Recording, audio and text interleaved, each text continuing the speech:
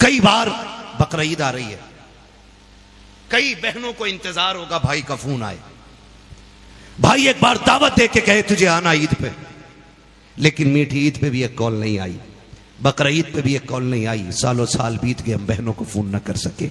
अगर सारे भी हम मर जाए ना, फिर भी खुदा के दीन पे फर्क आने वाला, बेशक फर्क आने वाला नहीं है। सारे बोले फर्क आने वाला नहीं है, नहीं है।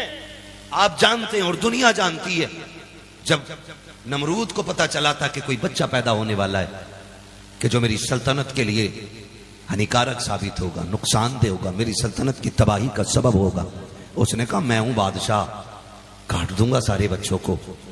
हजारों नहीं लाखों बच्चे कत्ल कराए, लेकिन जब खलील की विलादत की बारी आई, रब ने उनकी मां को हुक्म दिया कि जाओ बस्ती छोड़ो, गार में जाके मेरे खलील को जन्म दो। गार में बेटे को जन्म दिया, फिर हुक्म हुआ छोड़ जाओ। मां तो मां होती है ना, मालिक कैसे छोड़ जाऊं? हर पैदा होने वाले बच्चे को मां की जरूरत होती है, हर पैदा होने वाले बच्चे को पानी और दूध की जरूरत होती है, हर पैदा होने वाला बच्चा ग़िज़ा चाहता है। इस पहाड़ी में, जंगल में छोड़ जाऊं? कुदरत की आवाज आई, जब हमने इसको रखने का फैसला किया है तो अब किसी शय में ताकत नहीं है जो हमारे खलील को कुछ नुकसान पहुंचा सके। सुभान अल्लाह, सुभान अल्लाह। और अल्लाह के खलील की अम्मी छोड़ के आ गई, लेकिन बेकरार थी, करवटें बदलती रही। एक दिन, 2 दिन, 3 दिन हो गए, बेटे की याद आती रही, इतनी बेकरार, इधर पैरे इतने सख्त, इधर जांचें चल रही हैं, तलाश जारी है, ढूंढो, मारो बच्चों को जो भी पैदा हो। कोई बच्चा बचना नहीं चाहिए, कोई नहीं बचना चाहिए। अल्लाह के खलील की अम्मी की जिंदगी देखें, शशो पंज में के न रात को नींद है न दिन को सुकून है। माँ तो माँ हुआ करती है, खुदा की कसम। अगर तेरी मेरी माँ के सीने में इतना दर्द हो सकता है कि बेटा 7 समंदर पार सऊदी में है, माँ इस इलाके के अंदर एक किसी कोने के टूटे हुए छप्पर के नीचे होती है, अचानक रात को माँ की आंख खुल जाती है और उठ के बेकरार से टहलती है, कभी पानी पीती है, कभी हवा करती है, सुबह होते होते कहती है सुनो जी जरा जल्दी से मेरे बेटे का फोन लगा दो। शोकर पूछता है क्या हुआ है? कल लगता है मेरा बेटा बीमार हो गया है। कहा तुझे कैसे पता चला? कि रात से मेरा दिल बेकरार है। खुदा की कसम, जब इतनी बात मां कहती है और फोन बेटे को लगाया जाता है, हर बेटा इस बात को कान खोल के सुन ले, 7 समंदर पार जाके तेरे फोन की घंटी बजती है, अचानक बेटे का फोन उठता है, उधर से मां की तड़पती हुई आवाज आती है, मेरे लाल तू खैरियत से है कि नहीं?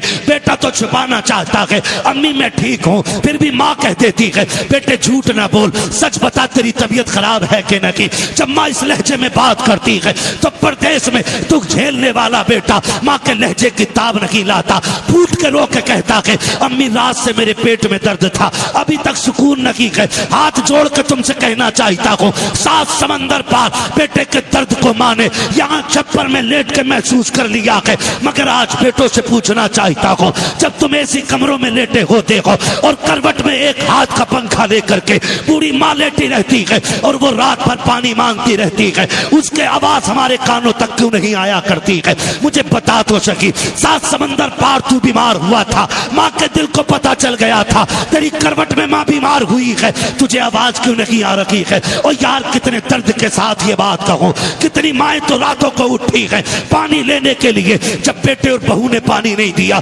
कमजोरी की वजह से गिरी है, सरजमीन पे लगा के और हमेशा के लिए मां का इंतकाल हो गया है। सुबह को बेटे ने ये कहा नहीं जी अम्मी को हार्ट अटैक हो गया, रात इंतकाल हो गया, पता नहीं कब हो गया है। तुम्हें खुदा का वास्ता दे के कहता हूं ओ लोगों दौलत कमाओ, लेकिन इतनी ना कमाना जो तुम्हें माँ बाप से दूर कर दे, इतना पैसा ना कमाना जो तुम्हें माँ बाप से जुदा कर दे। मैं तो कहता हूं चटनी से खाओ लेकिन माँ बाप के साथ रहा करो, तुम सूखी रोटियां खाओ माँ बाप के साथ रहा करो, इसलिए कि नसीब वाले वो नहीं होते जो पैसे वाले होते हैं, नसीब वाले वो होते हैं जो माँ बाप वाले हो। नारे तकबीर, नारे रिसालत, नारे रिसालत, मसलके आला हजरत उर्से मुकद्दस हुजूर मुफ्ती अहमद रजा साहब किबला, नारे तकबीर, नारे रिसालत। माँ तो माँ होती है ना।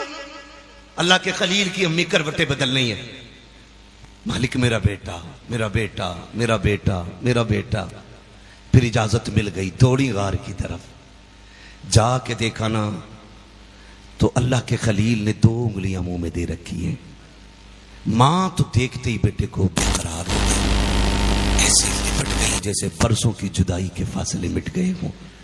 कभी माथा चूम रही हैं, कभी गाल चूम रही हैं, सीने से मां लगा के बैठी रही। फरमाती मैं इस फिक्र में थी कि मेरे बेटे को ग़िज़ा कहाँ से मिल रही है। कहती मैंने बेटे के मुंह से उंगलियां निकाली ना तो फरमाती कि एक उंगली से शहद टपक रहा था, दूसरी उंगली से दूध टपक रहा था। सुभान अल्लाह। हमारा रब मोहताज नहीं है। हम उन लोगों को कहना चाहते हैं हम उस रब के मानने वाले हैं जो लफ्ज़ कुन से कायनात का पैदा करने वाला है। बेशक हम उस रब के मानने वाले हैं जो गोश्त और खून के बीच से सफेद दूध की धारें निकालने वाला है।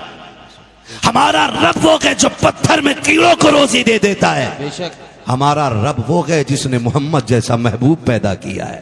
बेशक हमारा रब कोई कमजोर नहीं है। हमारा रब वो है कि जिसकी मर्जी से दिन भी निकलता है, रात भी ढलती है। और लोगों, हम अपने आप को कमजोर न समझें, लेकिन इतना है कि रब से रिश्ते मजबूत करें। एक मुद्दत मुकर्ररा तक अल्लाह का खलील गार में रहा, फिर मां के साथ तशरीफ ले आए। मां के साथ तशरीफ ले आए, फरमाया गया, यहां तक तारीख में लिखा है कि फिर अल्लाह के खलील ने जो किया वो किसी में करने की जरूरत नहीं थी। चचा ने कहा चलो जी बुत बेचने चलना, इसी से घर का खर्चा चलता है। कहा चलो।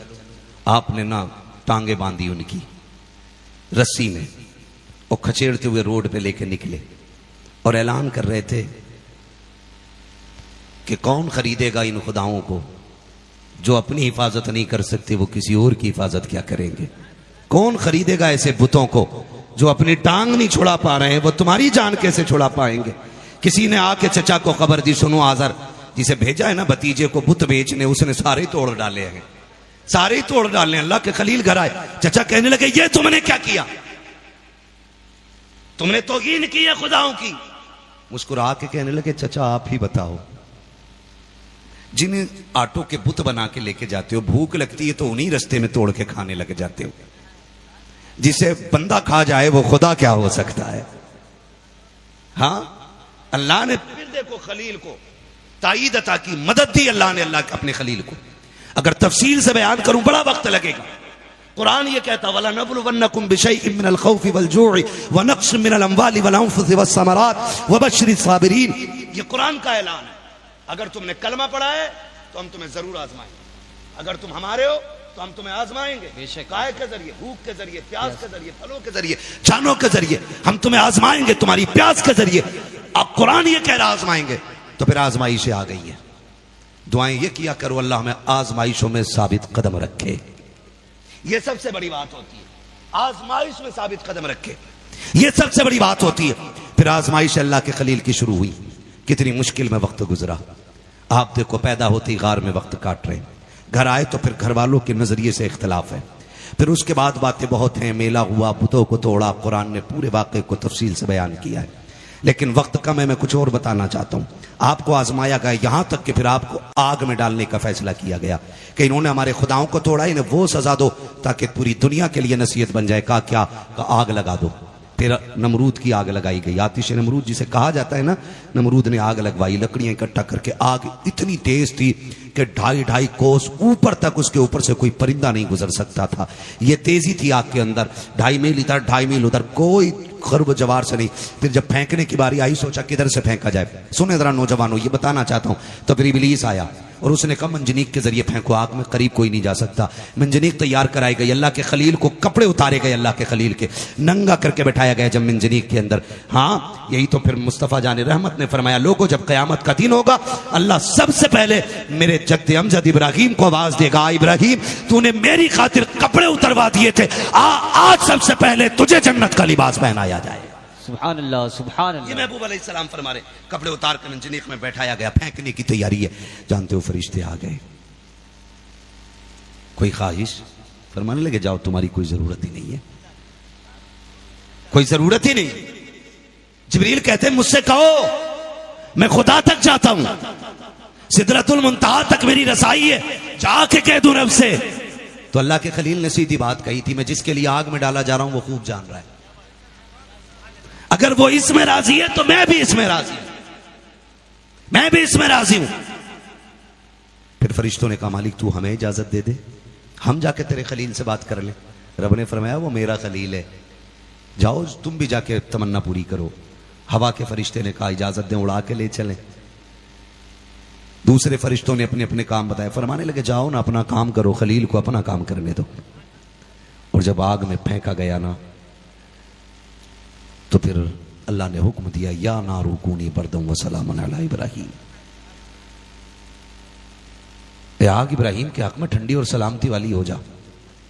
मुअर्रिखीन ने लिखा है कि जब आप अंदर गए तो अल्लाह ने उसी आग को जन्नत के फूलों में तब्दील फरमा दिया था। सुभान अल्लाह, सुभान अल्लाह। अभी तो कहा आज भी हो जो बराहीम सही माँ पैदा, आग कर सकती है अंदाजे गुलिस्तां पैदा।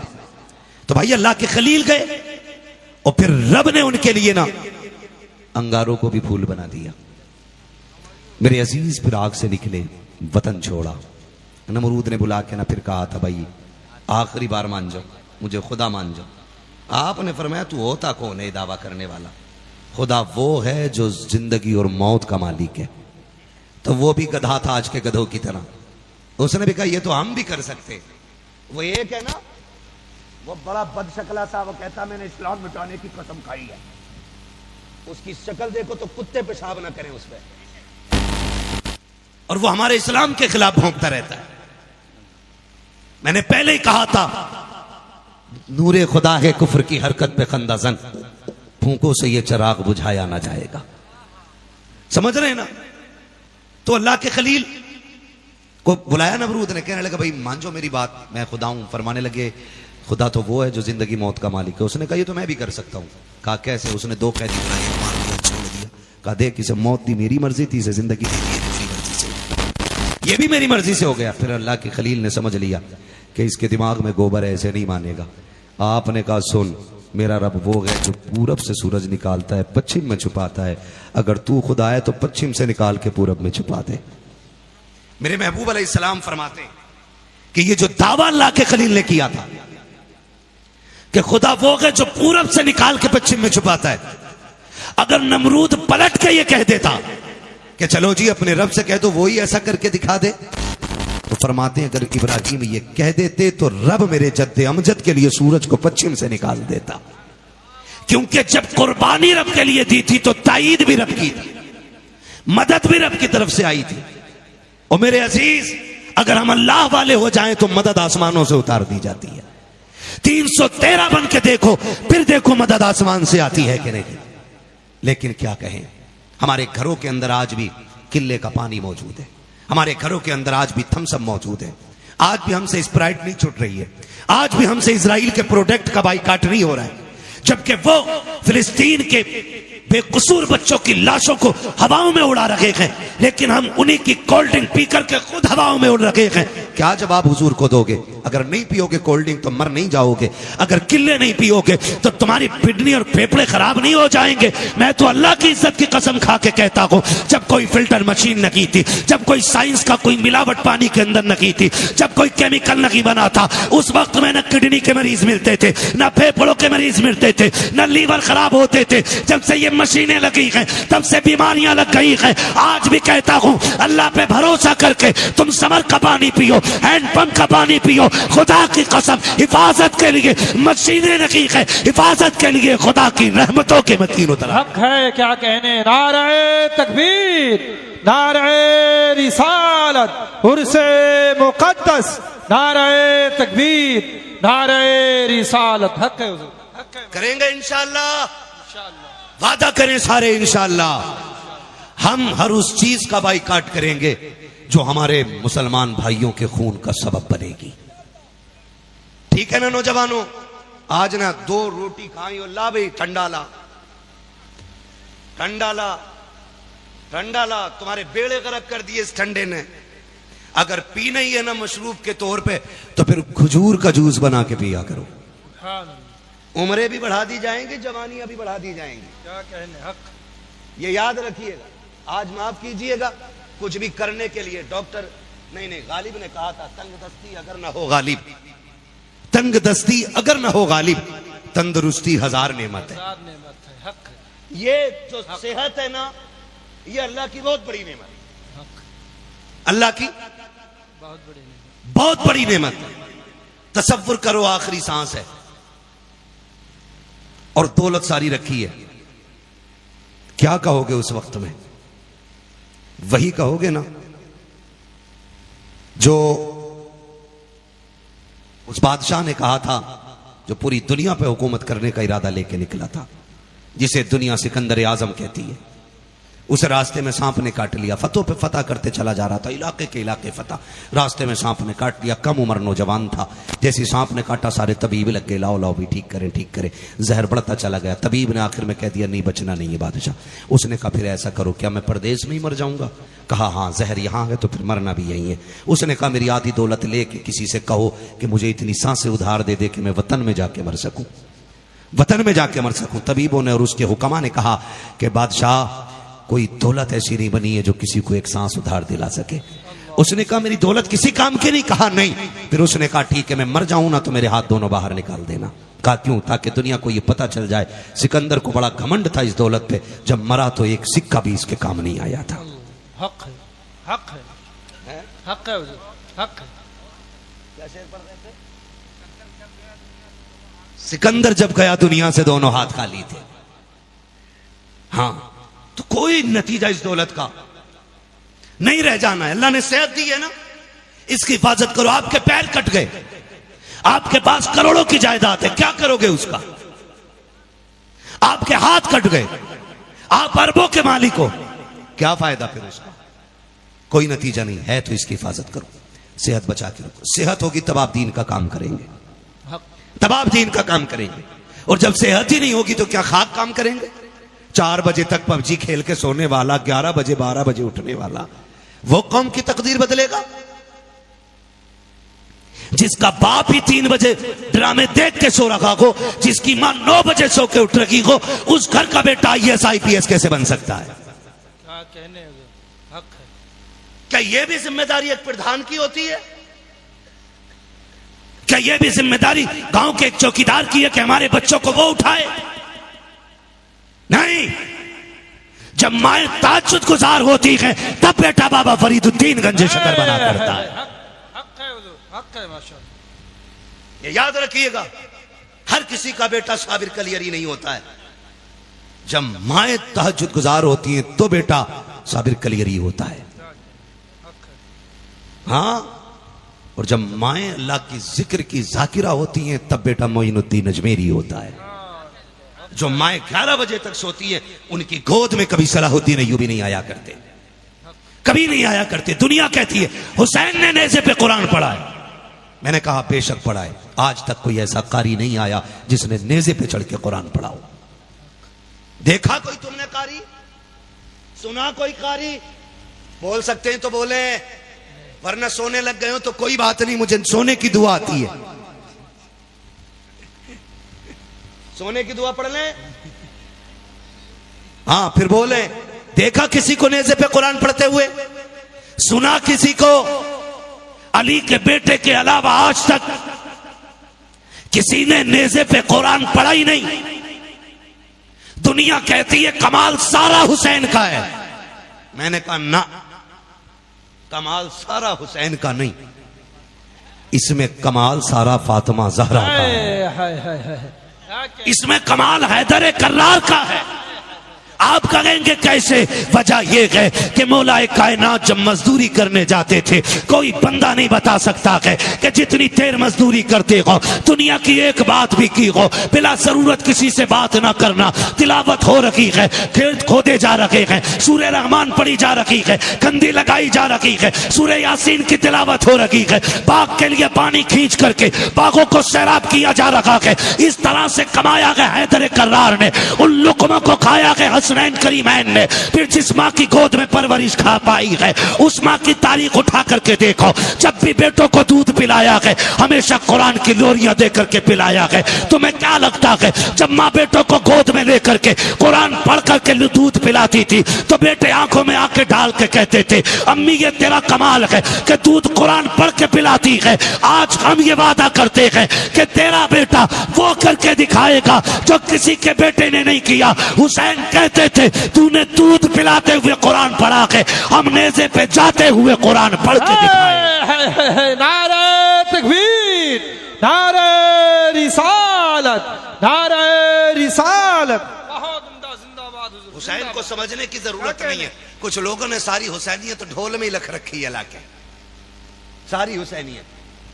कुछ दिन 10 दिन कुछ लोग काले कपड़े पहनते, कुछ पट्टियां बांध लेते, कुछ घुंघरू बांध के घूम रहे, हाँ, कुछ भांग पी के शराब पी के दौड़ दौड़ दोनों हाथों से ढोल चल रहा।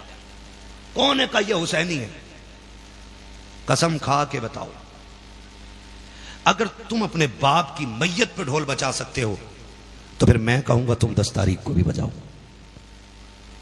अगर तुम्हें अपने बाप की मैयत पे ढोल गवारा नहीं तो हुसैन की शहादत के दिन ढोल बजाने का हक तुम्हें किसने दे दिया है?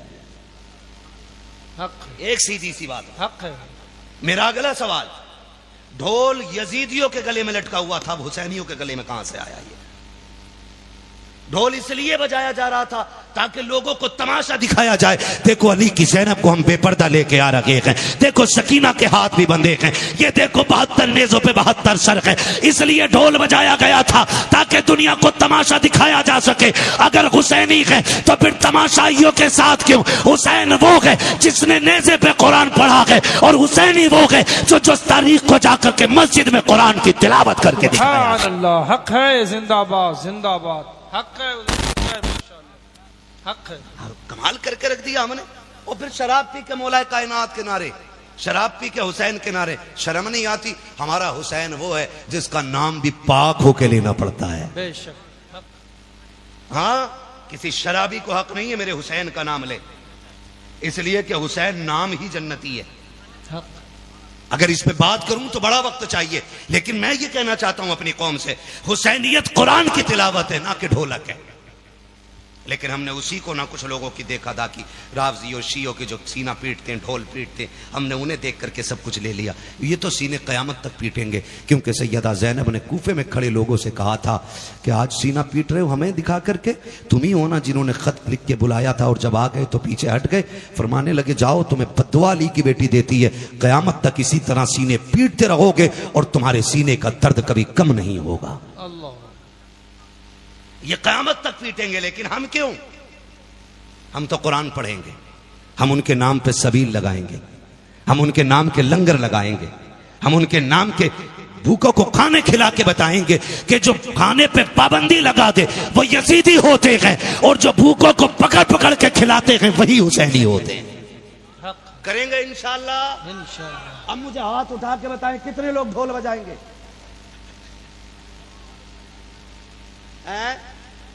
ना बजाए मेरे भाई, जब तक दीन नहीं आया था समझ में उस वक्त तक आप बच रहे होगे, लेकिन नहीं, मैं किसी को ताकीद नहीं करूंगा। ये दीन है हुजूर का, कबूल करें आपकी मर्जी है, ना करें हिसाब आपको देना है, हमारा काम बताना है भाई। किसी को मैं तनकीद नहीं कर रहा हूं, और कोई यहां किसी का नाम ना ले। मैंने तो मुतलकन सारे ईमान वालों से कहा है, हुसैनी वो है जो कुरान पढ़े, हुसैनी वो है जो कुरान पढ़े, हुसैनी वो है जो प्यासों को पानी पिलाए। जानते हो जब मुख्तार सख्फी ने करबला वाले हुसैन के खून का बदला लेना शुरू किया था, सुने एक एक भाई, सुने मेरी बहुत गौर से बात को, और जब एक एक मुजरिम को पकड़ पकड़ के मारा जा रहा था तो वो शिमर लईन जिसने हुसैन के गले पे खंजर चलाया था, सुन रहे हो ना, है तवज्जो, वो जान बचा करके भाग रहा था। भागते भागते जंगल से गुजरा, एक खेमा नजर आया, जंगल के अंदर वो खेमा किसी और का नहीं बल्कि हुसैन के बेटे इमाम ज़ैनुल आबिदीन का खेमा था। तवज्जो है सबकी, दरवाजे भी सुन रहे भाई, खुदा सलामत रखी। इतना अच्छा मजमा लगा है, यकीन करें इतने अच्छे लोग मिल जाएं तो फिर फजर तक भी तकरीर हो सकती है, और जब महफिल में दिल लगने लग जाए तो समझ लो तवज्जो मदीने वाले की हो गई है ना। मैं बस बात छोटी सी अर्ज करके बात खत्म करने लग गया हूं। तो खेमा किसका? तो इमाम ज़ैनुल आबिदीन का। और याद रखिए उन्होंने इसलिए जंगल इख्तियार किया था, उन्होंने सल्तनत और हुकूमत को ठोकर मार दी थी। उस वक्त का जो हुक्मरान था उसने पेशकश की थी, हमारे साथ बैठा कीजिए, हमारे पास बैठा कीजिए। फरमाने लगे तुम्हें क्या लगता है, ये सल्तनत के लिए हमने घर कुर्बान किया। फरमाते हैं ये सल्तनत हमारे कदमों के धूल बराबर भी नहीं है।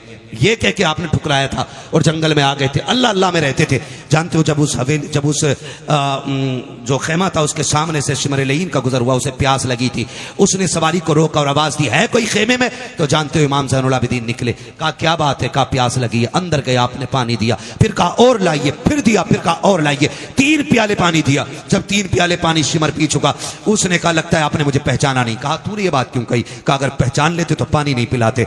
जैसी इतनी बात सुनी, इमाम ज़ैनुल आबिदीन की चीख निकल गई। फरमाने लगे सुन, अपने बाप के कातिल को भी कोई भूल सकता है? अपने बाप के कातिल को भी कोई भूल सकता है? क्या मुझे याद नहीं है कि तूने मेरे बाप के गले पे खंजर के 12 वार किए थे? क्या मुझे पता नहीं है तू वो है जिसने मेरे बाप के गले पे खंजर के पैदल पे वार करके काटने की कोशिश की थी? मैं तुझे कैसे भूल सकता हूँ? कहा फिर पानी क्यों पिला दिया? कहा तू नहीं जानता है जो तुमने करबला में किया था वो तुम्हारा किरदार था, और जो मैंने किया कि यह अहले बैत अतहार का किरदार। क्या कहने, जिंदाबाद जिंदाबाद। बहुत याद रखिएगा, पहचान शजरों से नहीं होगी, पहचान नस्लों से नहीं होगी, पहचान नस्ब से नहीं होगी, पहचान आपके किरदार से होनी है। अगर आप प्यासों को पानी पिलाते हैं तो फिर हुसैनी है, अगर आप भूखों को खाना खिलाते हैं तो फिर हुसैनी है, अगर आप मस्जिद में कुरान पढ़ते जाकर के तो फिर हुसैनी है। खुदा की कसम, जब तुम तिलावत 10 तारीख को करोगे, सैयदा ज़ैनब भी मुस्कुराती होंगी, खातून जन्नत भी मुस्कुराती होंगी, और मेरा हुसैन भी दुआएं देता होगा। और जब तुम कुरान पढ़ोगे, नजफ अशरफ से मौलाए कायनात की उठ उठ के हाथों की फैली झोलियों की दुआएं आती होंगी। कहेंगे मालिक जिसने हमारे धर्म को बचा के रखा है, हमारे उसूल को बचा के रखा है, अल्लाह उनके नस्लों में बरकत अता फरमा दे। और बरकत का मतलब ये नहीं होता है कि घर में 18 बेटे पैदा हो जाएं। बरकत का मतलब ये होता है कि करबला से एक आया था बच करके, जिसे दुनिया ज़ैनुल आबिदीन कहती है। आज पूरी दुनिया में उसी की नस्ल नजर आ रही है। क्या कहने, जिंदाबाद। आज पूरी दुनिया में उन्हीं की नस्ल नजर आ रही है। मेरे इमाम ने कहा था तेरी नस्ल पाक में है। बच्चा बच्चा नूर, जो रज़वी है वो बोले जोर से, बच्चा बच्चा नूर का, तेरी नस्ल पाक में है। बच्चा बच्चा नूर का। हालात को नहीं मानते कि भाई, कुछ लोग सारे मानते। फिर ये मिसरा तो अच्छे से याद होगा ना, पढ़े ना मेरे साथ, तेरी नस्ल पाक में है, बच्चा बच्चा नूर का, तू है ऐने नूर तेरा, सब घराना नूर का, सब घराना नूर का। वो लोगों, हम किरदार में भी मुसलमान बने, गुफ्तार में भी मुसलमान बने, जाहिर में भी मुसलमान बने, बातिन में भी मुसलमान बने। मैंने आपसे पूरी बात कही, मैंने अर्ज की आपसे, लोगों दिलों में जगह पैदा करो, एक दूसरे का प्यार बांटो। आज के बाद कोई भाई किसी भाई को 10 रुपए के लिए भी कचहरी के लिए ना मजबूर करे। आज के बाद कोई भाई अपनी बहन को गिरबान पकड़ के गैर की अदालत में घसीट करके बार बार उसके सामने नंगे सिर होने के लिए मजबूर न करे। क्या चला जाता है यार, क्या चला जाता है। अब्बा की सारी जायदाद बेटे लेके बैठ जाते। माफ कीजिएगा, हज का वक्त है, कितने लोग औलाद का हक खा के हज को गए होंगे, कितने लोग बेटियों का हक मार के काबे का तवाफ कर रहे होंगे। डर नहीं लगता? लाख बार कहो लब्बैक लब्बैक लब्बैक, अगर उसने एक बार कह दिया ला लब्बैक तो तेरा पूरा सफर खराब हो जाएगा। 1 रुपया किसी का लेके ना उसकी हदों में दाखिल मत होना। बेटी का भी हक देके जाइएगा और बेटों का भी हक देके जाइएगा। कई बार बकरा ईद आ रही है, कई बहनों को इंतजार होगा भाई का फोन आए, भाई एक बार दावत दे के कहे तुझे आना ईद पे, लेकिन मीठी ईद पे भी एक कॉल नहीं आई, बकरा ईद पे भी एक कॉल नहीं आई। सालों साल बीत गए, हम बहनों को फोन न कर सके। बहनों को एहसास होता, बाप था तो हर 8वें दिन आता था। जब से बाप कब्रिस्तान गया, एक फोन की फुर्सत भाइयों को नहीं। सुन मेरे अजीज, बरकतें तेरी मेहनत से नहीं आती हैं, बरकतें किसी के चंद टूटे हुए जुमलों की दुआओं की बरकत से आ जाया करती हैं। अपने रिस्क में दूसरों का हिस्सा रखा करो। जब अल्लाह तुम्हें कसरत से दे और अच्छे दिन आए तो फिर सबको बुलाओ, बैठाओ, फिर एक दस्तरखान पे खाओ। एक दस्तरखान पे बैठने से कई सारे मसले हल हो जाते। कितने मसले हल हो जाते हैं? आखिरी बात बता दूं, थके तो नहीं है ना अभी? जो थक गए वो जरा कह दें या रसूल अल्लाह। जो नहीं थके अब वो बोले जरा या रसूल अल्लाह। सलामत रहे। थक के भी मुसलमान सुभान अल्लाह कहता है, और बगैर थका भी मुसलमान या रसूल अल्लाह कहता है। भाई ये तो खुशनसीबी है, गलत थोड़ी कहा है मैं सो जाऊं या मुस्तफा कहते कहते, खुले आंख सल्ले अला कहते कहते। और मैं तो अक्सर कहता हूं कि भाई जो जलसे में सो जाए उसे उठाओ मत, चाहे मिंबर पे सो रहा हो या नीचे सो रहा हो, उठाओ मत। कहा क्यों? मैंने कहा जब आंख जलसों में लगती है तो फिर ख्वाब में हुजूर आया करते हैं। सोने तो फिर हो सकता है किस्मत जाग जाए और हुजूर आ जाए। क्या तुमने नहीं देखा बगदाद वाला खिताब फरमा रहा है? और तकरीर करते करते उठ के मिंबर से उठ गए और एक अपने गुलाम के सामने हाथ बांध के खड़े हो गए। जब महफिल खत्म हुई आप फिर मिंबर पे आ गए, आपने गुफ्तगू मुकम्मल की। फरमाते हैं फिर लोगों ने पूछा हुजूर क्या हुआ, मिंबर छोड़ के यहाँ आ गए? फरमाने लगे तुम नहीं जानते हो, ये जो मेरा मुरीद बैठा था ना, इसकी आंख लगी तो इसके ख्वाब में हुजूर आ गए थे। कहा जब हुजूर आए तो अब्दुल कादिर भी उठ के मिंबर से उनकी ताजीम के लिए खड़ा हो गया था। पता चला जलसों में आंख लगती है तो हुजूर आया करते हैं। अल्लाह इस महफिल को सलामत रखे, महफिल वालों को सलामत रखे। मैं एक बात अर्ज करना चाहता था आखिरी में, क्या कह रहा था?